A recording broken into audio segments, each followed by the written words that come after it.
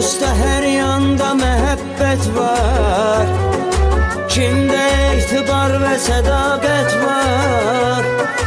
Bir defa zindan kapısını açsın, orada dost deyilen emanet var.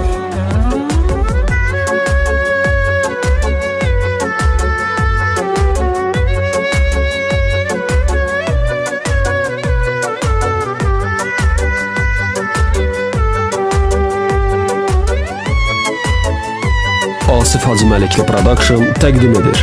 Gəncəyə bir adla qürur getirən, getdiyi yollarda uğur getirən. Nə boyda yollar qaranlıq olsa, oğru rüfət var ora nur getirən. Oğru adında böyük hikmət var, elə o adla oğruya bir bet var.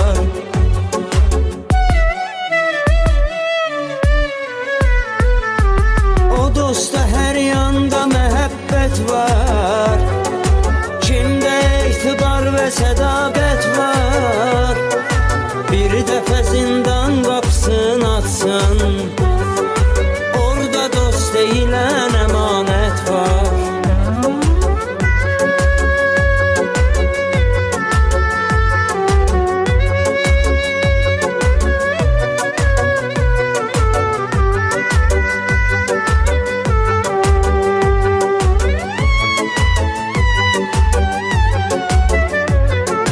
Belə yazılıb yadda Firdovsi, səni həyatda çox yaşa Firdovsi.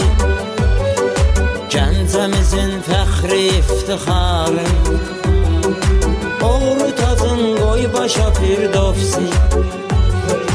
Ürəklərdə arzu və niyyət var, bu istəkdə tam səmimiyyət var.